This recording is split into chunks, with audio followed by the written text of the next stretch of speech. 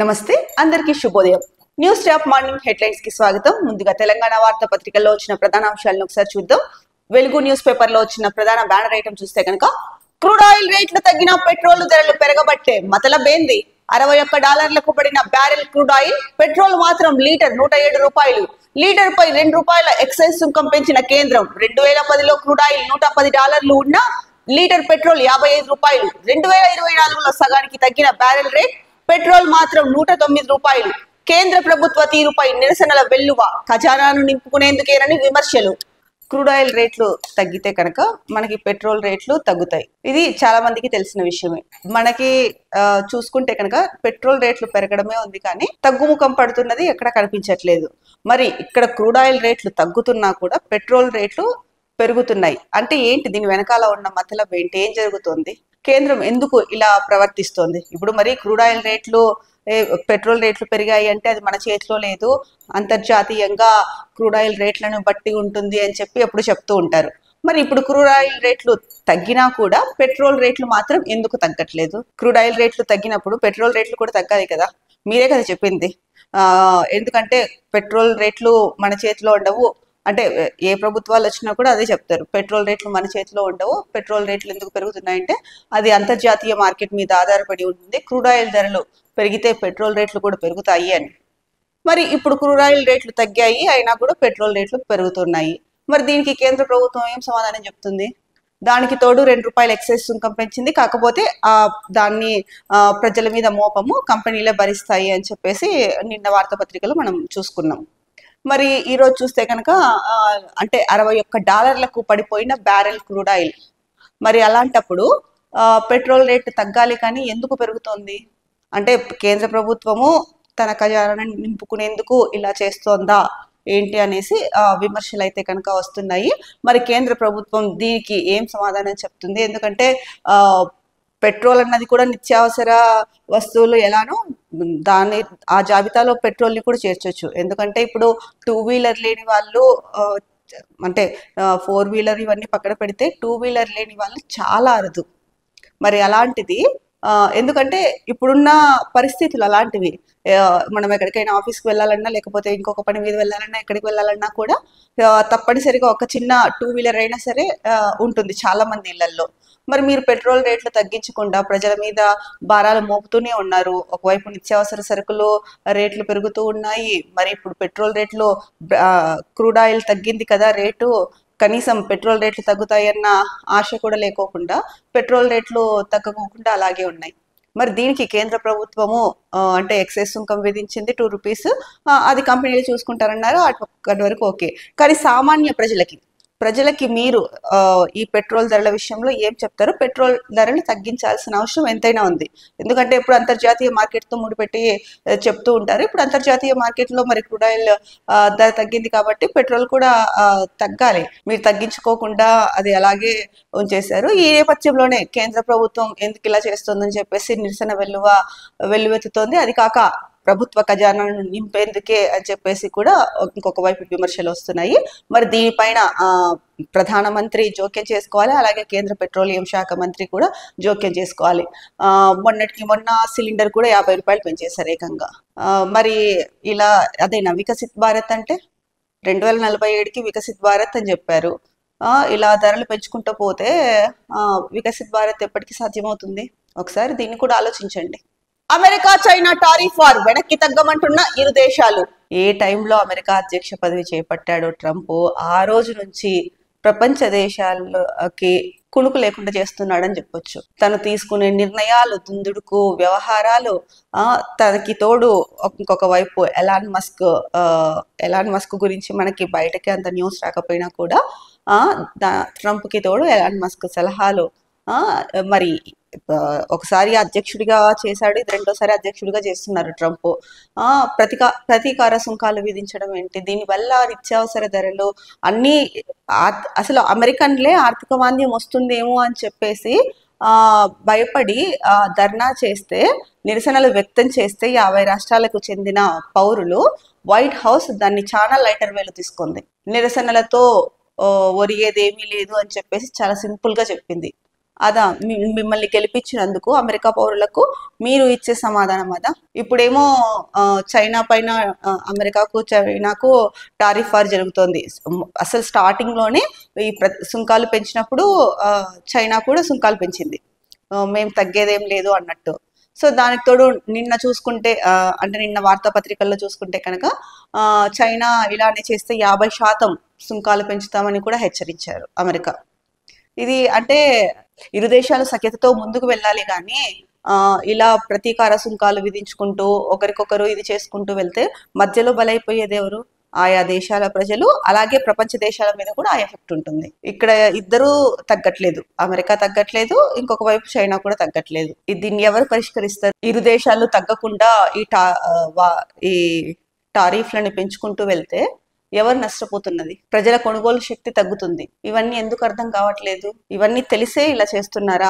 ఇవన్నీ ఆలోచించకుండా అయితే కనుక చేయరు కదా. అప్పుడు అన్ని బేరీజ్ వేసుకొని సరే ఇలా పెంచడం వల్ల ఏ రేట్లు పెరుగుతాయి, ఏ రేట్లు తగ్గుతాయి, ఏంటి ప్రజల మీద ఎంత భారం పడుతుంది అన్నదన్నీ ఆలోచించి విశ్లేషణ చేసుకొని ఈ టారిఫ్లు డిసైడ్ చేసుకుంటారు కదా. మరి అలాంటప్పుడు రెండు దేశాలు వెనక్కి ఇది తగ్గమంటే తగ్గము అని కూర్చుంటే మీరు బాగానే ఉంటారు, ప్రజలు అక్కడ ఇబ్బంది పడేది. మరి ఈ వారం ఇలాగే ఎప్పటి వరకు కొనసాగుతుందో మరి వేసి చూడాలి. పోలవరం ముంపుపై సిడబ్ల్యూసితో సర్వే థర్డ్ పార్టీతో చేయించేందుకు పోలవరం ప్రాజెక్ట్ అథారిటీ అంగీకారం. జాయింట్ సర్వేకు ఒప్పుకోని ఏపీ. కిన్నెరసాని, ముర్రేడ వాగు సహా స్థానిక వాగుల వరద ప్రభావంపై జాయింట్ సర్వే చేయాలని తెలంగాణ డిమాండ్. భద్రాచలం టౌన్ లో ముంపు, మునుగోరు భారాజల ప్లాంట్ కు ముప్పు పైన స్టడీ చేయించాలని విజ్ఞప్తి. తెలంగాణ డిమాండ్లకు ఒప్పుకోబోమని ఏపీ మొండి వాదన. అన్నింటికీ పాత సర్వేలు ఉన్నాయంటూ వితండవాదం. ఒక్క కిన్నెరసాని పైనే జాయింట్ సర్వేకు ఓకే. గోదావరి బనకచెర్ల లింకును ఆపాలని పోలవరం అథారిటీని కోరిన తెలంగాణ. హైదరాబాద్ లోని సిడబ్ల్యూసి ఆఫీస్ లో సమావేశం. సో రెండు రాష్ట్రాల మధ్య, ఏపీ తెలంగాణ మధ్య జల వివాదం కొనసాగుతూనే ఉంది చాలా రోజుల నుంచి, ఇదంతా మనకు తెలిసిందే. అయితే ఇప్పుడు పోలవరం ముంపుపై సిడబ్ల్యూసితో సర్వే చేయించాలి అని చెప్పేసి అంటున్నారు. అయితే థర్డ్ పార్టీతో చేయించేందుకు పోలవరం ప్రాజెక్ట్ అథారిటీ అయితే కనుక ఓకే చేసింది, అంటే ఒప్పుకున్నారు, అంగీకారం తెలిపారు. కానీ జాయింట్ సర్వేకి, ఉమ్మడి సర్వేకి అయితే మాత్రం ఆంధ్రప్రదేశ్ ఒప్పుకోవట్లేదు. ఇంకొకటి ఏంటంటే ఏ సర్వే చేద్దాము అని చెప్పినా కూడా, అంటే ఈ ప్రాజెక్టుల పైన కిన్నెరసాని అలాగే ముర్రేడు వాగు సహా స్థానిక వాగుల వరద ప్రభావం పైన కూడా జాయింట్ సర్వే చేయించాలని చెప్పేసి తెలంగాణ డిమాండ్ చేస్తోంది. కానీ అలాగే భద్రాచలం టౌన్ లో ముంపు, మునుగోరు భారాజల ప్లాంట్ ముప్పు పైన కూడా స్టడీ చేయించాలని చెప్పేసి విజ్ఞప్తి చేస్తోంది. కానీ తెలంగాణ డిమాండ్లకు ఏపీ ప్రభుత్వం ఒప్పుకోవట్లేదు. ఒక్క కిన్నెరసాని ప్రాజెక్ట్ తప్ప మిగిలిన వేటికి కూడా జాయింట్ సర్వేకి ఏపీ అంగీకరించట్లేదు. ఇంకొకటి పాత సర్వేలు ఉన్నాయి కదా అని చెప్పేసి వితండవాదం చేస్తోంది అని చెప్పేసి ప్రధానంగా వార్త ఇక్కడ మనకి ఇచ్చారు. ఇక గోదావరి బనకచెర్ల లింక్ ను ఆపాలని పోలవరం అథారిటీని తెలంగాణ కోరిందని కూడా ఇక్కడ మనం నిన్న వార్తాపత్రికలో చూసుకున్నాం. గోదావరి బనకచెర్ల లింక్ ప్రాజెక్టుకి సంబంధించి డీటెయిల్స్ ఏపీ ప్రభుత్వం ఇచ్చినప్పటికీ జిఆర్ఎంబి మాత్రం ఆ డీటెయిల్స్ ని తెలంగాణ ప్రభుత్వానికి తెలపలేదు. అలాగే కేంద్ర జలశక్తి వనరుల శాఖకి కూడా ఆదేశించినా కూడా ఇవ్వలేదు అని చెప్పేసి. ఎందుకు ఇవ్వలేదు అని అడిగితే అన్ని విషయాలు చెప్పాల్సిన అవసరం లేదని చెప్పేసి బోర్డు మెంబర్ సెక్రటరీ చెప్పడం కూడా జరిగింది. మరి ఇలా చూసుకుంటూ వెళ్తే కనుక ఇప్పుడు జల వివాదం అన్నది ఇరు రాష్ట్రాల మధ్య ఉంది. రెండు రాష్ట్రాలు కలిసికట్టుగా ఒక అండర్స్టాండింగ్ వచ్చి పరిష్కరించుకోవాలి. కానీ ఇప్పుడు పోలవరం అథారిటీనే, ప్రాజెక్ట్ అథారిటీనే ఒప్పుకుంది. అంటే ఉమ్మడి థర్డ్ పార్టీతో సర్వే చేయించేందుకు జాయింట్ సర్వేకి మరి ఎందుకు ఏపీ ప్రభుత్వము వితండవాదం చేస్తుంది? మరి ఏ మిస్టేక్స్ ఏమీ లేకపోతే కనుక, అంటే అక్రమంగా నీటిని తరలిస్తున్నారు అన్నది తెలంగాణ ఫస్ట్ నుంచి చేస్తున్న ఆరోపణ. అక్రమంగా నీటిని తరలించుకుపోతుంది ఏపీ అనేది. మరి ఏమీ లేనప్పుడు, అలాంటిది ఏమీ లేదు అనుకున్నప్పుడు ఏపీ ప్రభుత్వం ఎందుకు సర్వేలకు ఒప్పుకోవట్లేదు అన్నదైతే కనుక ఇక్కడ కొంచెం అనుమానాలకు తావిస్తుంది. అంటే ఎందుకు ఒప్పుకోవట్లేదు, ఏంటి దాని వెనకాల ఉన్న రహస్యం ఏంటి, మరి ఏమీ లేకపోతే ఒప్పుకోవచ్చు కదా అని చెప్పేసి ప్రజల్లో అయితే కనుక కొంత అనుమానాలు వ్యక్తం అవుతున్నాయి. మరి దీనికి ఏపీ ప్రభుత్వము ఒప్పుకుంటుందా లేదా అంటే ఇక్కడైతే వితండవాదం చేస్తోంది అని చెప్పేసి మనకి ఇక్కడ వార్తా కథనంలో అయితే కనుక కనిపిస్తోంది. మరి అంటే అన్నిటికీ పాత సర్వేలు ఉన్నాయి కదా అని చెప్పేసి వితండవాదం చేస్తుంది. ఒక్క కిన్నెరసాని కి మాత్రమే జాయింట్ సర్వేకి ఓకే చెప్పింది. మరి దీనికి తెలంగాణ ప్రభుత్వం ఒప్పించగలుగుతుందా, ఏపీ ప్రభుత్వం ఒప్పుకుంటుందా, లేకపోతే దీంట్లోకి అంటే కేంద్రం ఇన్వాల్వ్ అయ్యే అవకాశం ఉందా అన్నదైతే కనుక చూడాలి. ఇక మరో వార్తాపత్రిక ఈనాడు చూసుకుంటే కనుక ముఖ్యమైన వార్త, వారికి ఉరే సరి, అది తప్ప మరో ప్రత్యామ్నాయం లేదు, నిందితులు దేశంపై యుద్ధం ప్రకటించారు, సార్వభౌమాధికారాన్ని దెబ్బతీసే అభద్రతా భావాన్ని సృష్టించే ప్రయత్నం చేశారు. దిల్సుఖ్ నగర్ జంట పేలుళ్ల కేసులో ఎన్ఐఏ కోర్టు తీర్పును సమర్థించిన హైకోర్టు 5గురికి ఉరి ఖరారు చేసిన ధర్మాసనం. సో ఇక్కడ నిందితులు 5 మంది ఎవరున్నారో అసదుల్లా అఖ్తర్, జియావుర్ రెహమాన్, మహమ్మద్ తహసీన్ అఖ్తర్, యాసిన్ బత్కల్, అలాగే ఐజాజ్ షేక్. సో దిల్సుఖ్ నగర్ జంట పేలుళ్లు మనకు తెలిసిందే. సో దానికి ఎన్ఐఏ కోర్టు ఈ నిందితులకి ఉరిశిక్ష విధించింది. అయితే ఈ 5గురు ఆ ఉరిశిక్షని ఆపాలంటూ హైకోర్టుని ఆశ్రయించడం జరిగింది. హైకోర్టు దీన్ని పరిశీలించిన పిమ్మట అన్ని చెక్ చేసిన తర్వాత, అన్ని నిర్ధారించుకున్న తర్వాత ఎన్ఐఏ కోర్టు తీర్పు ఏదైతే ఇచ్చిందో దాన్ని సమర్థిస్తూ వీళ్ళకి ఉరే కరెక్ట్, అంటే దీనికి ప్రత్యామ్నాయం ఇంకొకటి లేదు, వీళ్ళకి ఉరిశిక్షనే కరెక్ట్ అని చెప్పేసి ఉరిశిక్ష ఖరారు చేస్తూ నిన్న తీర్పు వెలువరించింది. దీంతో ఎవరైతే కనుక ఆ జంట పెళ్లిళ్ల కేసులో మరణించారో, గాయపడ్డారో వాళ్ళ కుటుంబీకులు అయితే కనుక కొంత ఆనందం వ్యక్తం చేశారు. అంటే వీళ్ళు చేసిన పని వల్లే కదా ఆ కుటుంబంలోని వ్యక్తుల్ని కోల్పోయారు, కొంతమంది గాయాల పాలయ్యి ఆసుపత్రి పాలయ్యి ఇబ్బందులు ఎదుర్కొన్నారు అంతా.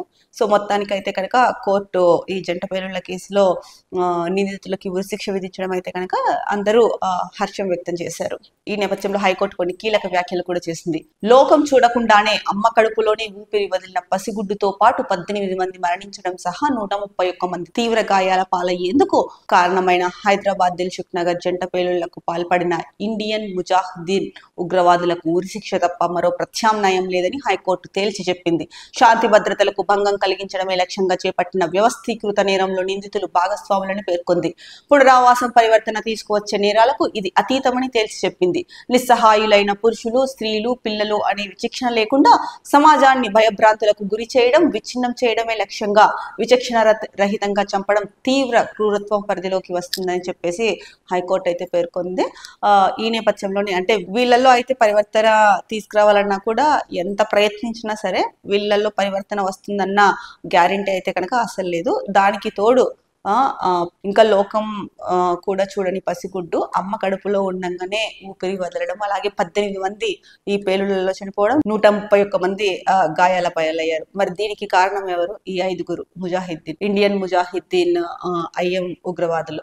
సో వీళ్ళకి ఉరిశిక్ష తప్ప వేరే ప్రత్యామ్నాయం లేదని చెప్పేసి కోర్టు తేల్చి చెప్పింది. ఇది అంటే వ్యవస్థీకృత నేరంలో నిందితులు భాగస్వాములని కూడా చెప్పడం జరిగింది. వడగళ్లు అన్నదాతకు కడగండ్లు, మహబూబాబాద్, ములుగు జిల్లాల్లో వేల ఎకరాల్లో పంట నష్టం. ఇక్కడ ఫోటో కూడా ఇచ్చారండి. ములుగు మండలం జాకారంలో విరిగిపోయిన బొప్పాయి చెట్లు విరిగిపోవడంతో బొప్పాయిలన్నీ కూడా కింద పడిపోయాయి. ఇలా అకాల వర్షాలు, వడగళ్ల వర్షాలతో ముఖ్యంగా రైతన్నలకైతే కనుక తీవ్ర నష్టం వాటిల్లుతోంది. మనము కొద్ది రోజుల క్రితం కూడా చూసాము, ఏపీ తెలంగాణలో 2 చోట్ల కూడా ఇలా అకాల వర్షాలు పడడం వల్ల చాలా పంటలు దెబ్బతిన్నాయి. ముఖ్యంగా ఆంధ్రప్రదేశ్లో అయితే కనుక చేతికి నోటి దాకా వచ్చిన పంట నేలమట్టం అయిపోయింది అన్న వార్తలు కూడా వచ్చాయి. అకాల వర్షాలు అన్నదాతలకు కన్నీళ్లు మిగిల్చాయి. మహబూబాబాద్, ములుగు జిల్లాల్లో సోమవారం రాత్రి ఉరుములు, ఈదురుగాలులతో వడగళ్లు పడ్డాయి. దీంతో వరి, మామిడి, బొప్పాయి రైతుకు తీవ్ర నష్టం కలిగింది. పలు చోట్ల చెట్లు, విద్యుత్ స్తంభాలు నేలమట్టమయ్యాయి. రాకపోకలకు అంతరాయం కలిగింది. నివాసాలపై రేకులు ఎగిరిపోయాయి. మహబూబాబాద్ జిల్లాలో 8.6 సెంటీమీటర్లు, ములుగు జిల్లాలో 6.7 సెంటీమీటర్ల చొప్పున వర్షపాతం నమోదైంది. మహబూబాబాద్ జిల్లాలో 12 మండలాల్లోని 38 గ్రామాల్లో 3298 ఎకరాలు, ములుగు జిల్లాలోని 5 మండలాల్లో 9110 ఎకరాల్లోని వరి, మొక్కజొన్న, మామిడి, అరటి, బొప్పాయి, సపోటా పంటలకు నష్టం వాటిల్లినట్టు వ్యవసాయ శాఖ ప్రాథమిక అంచనా వేసింది. అత్యధికంగా వరి పంట దెబ్బతింది. ప్రభుత్వం పరిహారం ఇచ్చి ఆదుకోవాలని రైతులు కోరుతున్నారు. జయశంకర్ భూపాలపల్లి జిల్లాలోనూ పంట నష్టం వాటిల్లింది. అకాల వర్షానికి ములుగు జిల్లా మంగపేట మండలంలోని గౌరారం వంతెన వద్ద రోడ్డు కుంగిపోయింది. 1.5 కోట్లతో కొత్తూరు మెట్లగూడెం నుంచి బొమ్మాయిగూడెం వరకు 3 కిలోమీటర్ల మేట బీటీ రోడ్డు నిర్మిస్తున్నారు. మట్టి పోసి దానిపైన ఒక లేయర్ బీటీ వేయగా వర్షానికి రోడ్డు కుంగిపోయింది. మంగపేట ములుగు వెళ్లాలన్నా ఈ మార్గం మీదుగానే ప్రయాణించాల్సి ఉంటుంది. రాకపోకలు నిలిచిపోవడంతో మంగళవారం మధ్యాహ్నం తాత్కాలిక మరమ్మతులు చేసి పునరుద్ధరించారు. సో ఇక్కడ చూసుకుంటే ఇచ్చారు, జయశంకర్ భూపాలపల్లి జిల్లా చిట్యాల మండలం రామచంద్రపురంలో నేల కొరిగిన అరటి తోట, అలాగే ములుగు జిల్లా మంగపేట మండలంలో గౌరారం వంతెన వద్ద కుంగిన రోడ్డు. సో ఒక బొప్పాయి మాత్రమే కాదు, బొప్పాయి, వరి, మొక్కజొన్న, మామిడి, అరటి, సపోటా ఇన్ని పంటలకు నష్టం వాటిల్లింది రైతులకి. దీనికి ప్రభుత్వం పరిహారం ఇచ్చి ఆదుకోవడం తప్ప మరొక ప్రత్యామ్నాయం అయితే కనుక ఇక్కడ కనిపించట్లేదు. ఎందుకంటే నేల కొరిగి పడిపోయిన పంటల్ని తిరిగి తీసుకురాలేరు. ఈ సమయంలో ప్రభుత్వ సహకారము చాలా అవసరం రైతన్నలు తిరిగి నిలబడడానికి. ఇలాంటి సమయంలోనే ప్రభుత్వం ఆదుకోవాల్సిన అవసరం ఎంతైనా ఉంది. రైతన్నలకి వెన్నుదన్నుగా నిలబడాల్సిన అవసరం కూడా ఎంతైనా ఉంది. ఎందుకంటే ముఖ్యంగా వరి పంట మీద ఎక్కువ ఎఫెక్ట్ పడింది అని చెప్పేసి మనకి ఇక్కడ వార్తాకథనంలో ఇచ్చారు. దాదాపు ఒకవైపు ఏమో కొన్ని జిల్లాల్లో సాగునీరు అందక పొలాలు ఎండిపోయిన పరిస్థితి చూసుకున్నాము. ఇప్పుడేమో బాగా ఉన్న పొలాలు ఏవైతే పంట పొలాలు బాగా ఉన్నాయో వాటికి ఈ అకాల వర్షాలతో వడగండ్ల వానతో పంట నష్టం అయితే కనుక చాలా జరిగింది. దాదాపు ఒక జిల్లాలోని మండలంలో 9,000 పైచిలుకు ఎకరాలు, ఇంకొక చోట 3,000 పైచిలుకు ఎకరాలు, ఇన్ని వేల ఎకరాల్లో పంటలు దెబ్బతిన్నాయి అంటే ఆ రైతులకి ఎంత నష్టం వాటిల్లింది. వాళ్ళు అప్పులు తీసుకొచ్చి పెట్టుబడులు పెట్టి పంట ఏపుగా వస్తున్న సమయంలో ఇలా జరిగితే మరి ఆ రైతన్నల ఆవేదన తీర్చేది ఎవరు? మరి రైతన్నల్ని ఆదుకోవాల్సిన అవసరం కాంగ్రెస్ ప్రభుత్వం పైన ఉంది. కాంగ్రెస్ ప్రభుత్వం మొదటి నుంచి చెప్తున్నది ఒకటే, అంటే రైతుల సంక్షేమమే తొలి ప్రాధాన్యం కాంగ్రెస్ ప్రభుత్వానికి అని చెప్పేసి చెప్తూ వస్తుంది. సో ఈ నేపథ్యంలో ఎంత పంట నష్టం వాటిల్లి అన్నది అంచనా వేసి రైతులకైతే కనుక అండగా నిలబడి వాళ్ళు నిరుత్సాహపడకుండా వాళ్ళని ముందుకు నడిపించాల్సిన బాధ్యత కూడా ప్రభుత్వం పైన ఉంది. ఇంకో మరో వార్తాపత్రిక చూసుకుంటే కనుక దిశలో పెండింగ్ పెడతామంటే కుదరదు, నెల రోజుల్లోనే బిల్లులను గవర్నర్ ఆమోదించాలి, మంత్రివర్గ సూచనలకు లోబడి నడుచుకోవాలి, తమిళనాడు గవర్నర్ తీరు ఏకపక్షం, అక్రమం, సుప్రీంకోర్టు సంచలన వ్యాఖ్యలు.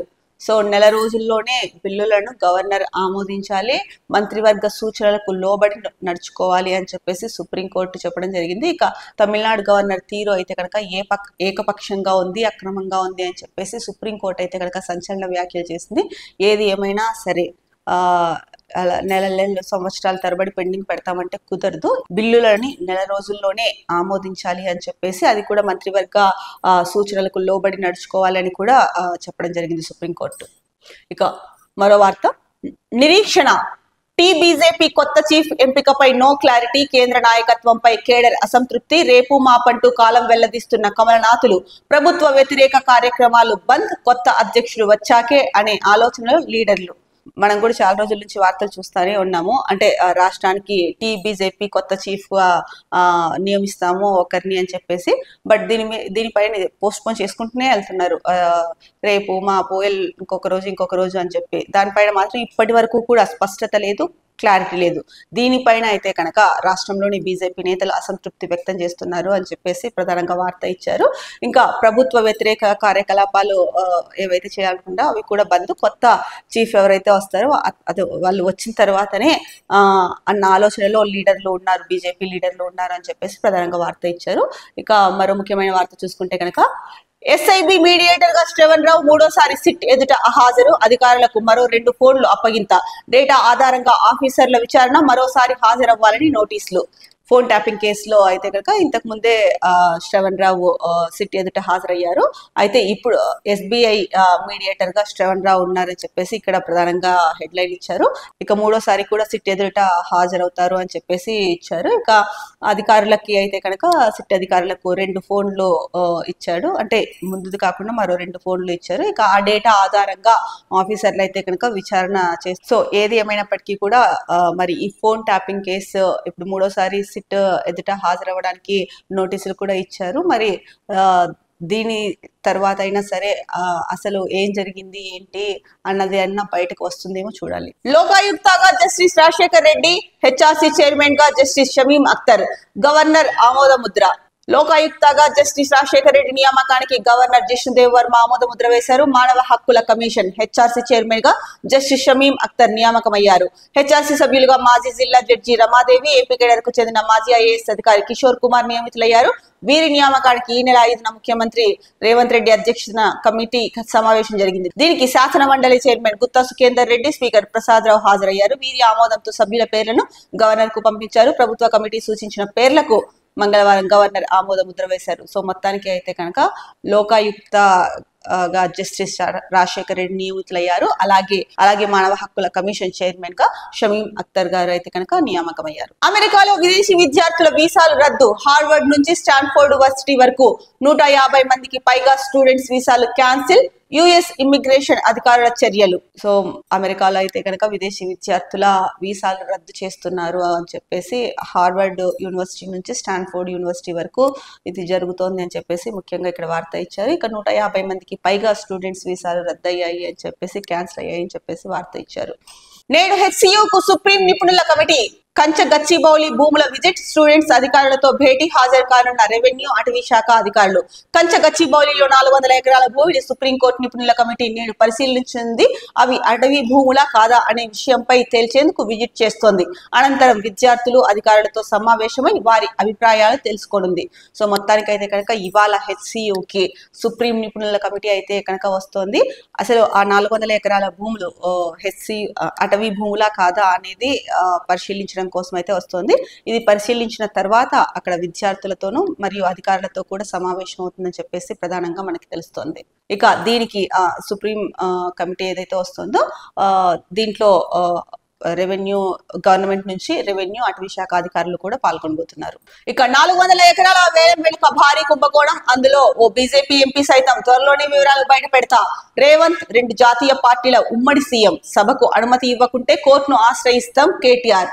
సో కంచ గచ్చిబౌలిలోని 400 ఎకరాల భూమి ఏదైతే ఉందో ఆ వేలం వెనుక 1000 కోట్ల భారీ కుంభకోణం ఉంది అని చెప్పేసి బీఆర్ఎస్ వర్కింగ్ ప్రెసిడెంట్ కేటీఆర్ అయితే కనుక ఆరోపిస్తున్నారు. అందుకు సంబంధించిన పూర్తి వివరాలని కూడా త్వరలోనే బయట పెడతాను కూడా ఆయన సంచలన వ్యాఖ్యలు చేశారు నిన్న మీడియాతో చిట్ చాట్ లో. దానికి సంబంధించిన వార్త. ఇక రద్దీ నగరాల్లో హైదరాబాద్ టాప్ లో ఉంది అని చెప్పేసి ఒక ప్రధాన వార్త అయితే కనుక వచ్చింది. ప్రపంచంలోనే 18వ స్థానాన్ని కైవసం చేసుకుంది. అంటే రద్దీ నగరాల్లో హైదరాబాద్ ప్రపంచంలోనే 18వ స్థానాన్ని కైవసం చేసుకుందని చెప్పేసి ఒక వార్త ఇచ్చారు. ఇక మరో వార్త చూసుకుంటే కనుక రేపటి నుంచే స్లాట్ బుకింగ్. 22న సబ్ రిజిస్ట్రార్ ఆఫీసుల్లో అమలు. 10 నుంచి 15 నిమిషాల్లోనే రిజిస్ట్రేషన్ ప్రాసెస్. ప్రతిరోజు అందుబాటులో 48 స్లాట్స్. చట్ట సవరణతో డబుల్ రిజిస్ట్రేషన్లకు చెక్. మంత్రి పొంగులేటి. సో ఇకపై అంటే రిజిస్ట్రేషన్లు సులభతరం చేయడం కోసం అని చెప్పేసి సబ్ రిజిస్ట్రార్ అంటే 22 సబ్ రిజిస్ట్రార్ ఆఫీసుల్లో కూడా అమలు చేస్తున్నారు. అలాగే 10 నుంచి 15 నిమిషాల్లోనే రిజిస్ట్రేషన్ ప్రాసెస్ అవుతుంది. ఇక ప్రతిరోజు కూడా 48 స్లాట్లు రిజిస్ట్రేషన్ కి అందుబాటులో ఉంటాయి అని చెప్పేసి మంత్రి పొంగులేటి అయితే కనుక చెప్పారు. ఇక ఈ ఏదైతే చట్ట సవరణ చేశారో దాంతో డబుల్ రిజిస్ట్రేషన్లకు అయితే కనుక చెక్ పెట్టే అవకాశం ఉంది అని చెప్పేసి చెప్తున్నారు. ఇక మరో ప్రధాన వార్తాపత్రిక నమస్తే తెలంగాణలో చూస్తే కనుక కేసీఆర్ సంకల్పం కిటెక్స్ సాకారం. ఒక్క కంపెనీలోనే 25,000 ఉద్యోగాలు. బీఆర్ఎస్ హయాంలోనే తెలంగాణలో కిటెక్స్ కంపెనీ ఏర్పాటుకు అంకురార్పణ. ఉద్యోగాల భర్తీకి తాజాగా నోటిఫికేషన్. కేటీఆర్ చొరవతో కేరళ నుంచి రాష్ట్రానికి ఒక్కొక్కటిగా ఫలాలనిస్తున్న కంపెనీలు. సో రాష్ట్రానికి వచ్చిన కిటెక్స్ కంపెనీ అయితే కనుక అంటే కేసీఆర్ సంకల్పంతోనే కిటెక్స్ సాకారం అయ్యింది. ఈ ఒక్క కంపెనీలోనే 25,000 ఉద్యోగాల కల్పన జరుగుతోంది అని చెప్పేసి ముఖ్యంగా చెప్తున్నారు. ఇక బీఆర్ఎస్ హయాంలోనే తెలంగాణలో కిటెక్స్ కంపెనీ ఏర్పాటుకి అయితే కనుక అంకురార్పణ జరిగింది. ఉద్యోగాల భర్తీకి ఇప్పుడు తాజాగా నోటిఫికేషన్ రిలీజ్ చేశారు. ఈ నేపథ్యంలో అయితే కనుక ఈ వార్తని ప్రధానంగా నమస్తే తెలంగాణలో ఇచ్చారు. ఇక కేటీఆర్ చొరవతోనే కేరళ నుంచి రాష్ట్రానికి ఒక్కొక్కటిగా ఫలాలను అందిస్తున్న కంపెనీలు అని చెప్పేసి కూడా ముఖ్యంగా ఇక్కడ వార్త అయితే కనుక ఇచ్చారు. అంటే ఏదైతే కనుక కిటెక్స్ కంపెనీ ఉందో ఇది బీఆర్ఎస్ హయాంలోనే తెలంగాణలో ఈ కంపెనీ అంకురార్పణ జరిగింది. దీనివల్ల అంటే ఇప్పుడు తాజాగా నోటిఫికేషన్ ఈ కంపెనీల ఉద్యోగాలకి తాజాగా నోటిఫికేషన్ ఏదైతే రిలీజ్ చేశారో ఉద్యోగాల భర్తీకి. సో ఈ నేపథ్యంలో ఈ కిటెక్స్ కంపెనీ అనేది బీఆర్ఎస్ హయాంలోనే వచ్చింది, అంకురార్పణ జరిగింది తెలంగాణలో ఈ కంపెనీ స్థాపనకి అని చెప్పేసి ప్రధానంగా వార్త ఇచ్చారు. మరొక వార్త చూసుకుంటే వృద్ధి రేటుకు కాంగ్రెస్ కాటు, రేవంత్ పాలనలో ఆర్థికం అతలాకుతలం, కేసీఆర్ వేసిన ఆర్థిక పునాదులను ధ్వంసం చేసిన సర్కార్. జిఎస్డిపి తలసరి వృద్ధి రేటులో అట్టడుగున తెలంగాణ, అస్సాం, మేఘాలయ, ఛత్తీస్గఢ్ రాష్ట్రాల కంటే ఘోరం. 15 నెలల కాంగ్రెస్ పాలనలో పడిపోయిన గ్రోత్ రేటు కేంద్ర ప్రభుత్వ ఎంఓఎస్పీఐ నివేదిక ద్వారా సుస్పష్టం. తెలంగాణ జిఎస్టి వృద్ధి రేటు 5.1%, మార్చిలో 0. కేంద్ర జిఎస్టి వృద్ధి రేటులో సగానికి పడిపోయిన తెలంగాణ, రవాణాలో తగ్గిన రాబడి, 1203 కోట్లు తగ్గిన వసూళ్లు. ఇంతలో ఎంత తేడా, ఎట్లుంటే తెలంగాణ ఎట్లు పాయే అని చెప్పేసి ముఖ్యంగా వార్త ఇచ్చారు. అంటే వృద్ధి రేటుకు కాంగ్రెస్ కాటు వేసింది అని చెప్పేసి ప్రధానంగా హెడ్డింగ్ ఇచ్చారు. అంటే కాంగ్రెస్ 15 నెలల పాలనలో తెలంగాణ రాష్ట్ర ఆర్థిక వ్యవస్థ చిన్నభిన్నమైంది అని చెప్పేసి ప్రధానంగా ఇక్కడ వార్త అయితే కనుక ఇచ్చారు. ఇక జిఎస్డిపి అలాగే తలసరి వృద్ధి రేటులో అట్టడుగున తెలంగాణ ఉంది అని చెప్పేసి ప్రధానంగా చెప్తున్నారు. అంటే కేంద్ర ప్రభుత్వ ఎంఓఎస్పిఐ నివేదిక ద్వారా ఇది సుస్పష్టమయ్యింది. అలాగే అస్సాం, మేఘాలయ, ఛత్తీస్ రాష్ట్రాల కంటే కూడా ఘోరంగా ఉంది తెలంగాణ అని చెప్పేసి చెప్తున్నారు. ఇక ఏదైతే కనుక కేసీఆర్ ఆర్థిక పునాదులు వేశారో వాటిని విధ్వంసం చేస్తున్నారు. సర్కార్ ధ్వంసం చేసింది అని చెప్పేసి ప్రధానంగా ఆరోపిస్తూ ఇక్కడ వార్తా కథనం అయితే కనిపిస్తోంది. అయితే ఈ జిఎస్డిపి తలసరి వృద్ధి రేటు ఇవన్నీ తగ్గడము, ఇవన్నీ కూడా ఏదైతే కేంద్ర ప్రభుత్వం ఎంఓఎస్పిఐ నివేదిక ఉందో ఆ నివేదిక రిపోర్టు ద్వారా అయితే కనుక ఇవన్నీ సుస్పష్టమయ్యాయి అని చెప్పేసి ఇచ్చారు. ఇక పెట్రో గుట్టు, గ్రోక్ రట్టు, మోదీ హయాంలోనే భారీగా పెట్రో వాత, సుంకాల పేరిట ప్రజలకు కేంద్రం టోకరా. ₹2 ఎక్సైజ్ పెంపుతో కేంద్ర ఖజానాకు ఏడాదికి 2.85 లక్షల కోట్లు ఆమ్దాని. ఏఐ చాట్ బాట్ గ్రోక్ సంచలన వాస్తవాలు. సో పెట్రోల్ గురించి గ్రోక్ ని అడిగితే గ్రోక్ అయితే కనుక సంచలన వాస్తవాలు వెలుగులోకి తీసుకొచ్చింది అని చెప్పేసి ప్రధానంగా వార్త ఇచ్చారు. ఇక మోడీ హయాంలోనే భారీగా పెట్రోల్ రేటు పెరిగింది అని చెప్పేసి ఇచ్చారు. ఇక సుంకాల పేరిట కేంద్ర ప్రభుత్వం ప్రజలకు టోకరా వేస్తోంది అని కూడా అంటున్నారు. ఇవి తెలంగాణ వార్తాపత్రికలో వచ్చిన ప్రధాన వార్తాంశాలు. రేపటి న్యూస్ యాప్ మార్నింగ్ హెడ్లైన్స్ లో మళ్ళీ కలుద్దాం. అంతవరకు సెలవు, నమస్కారం. Be happy, stay strong, stay healthy.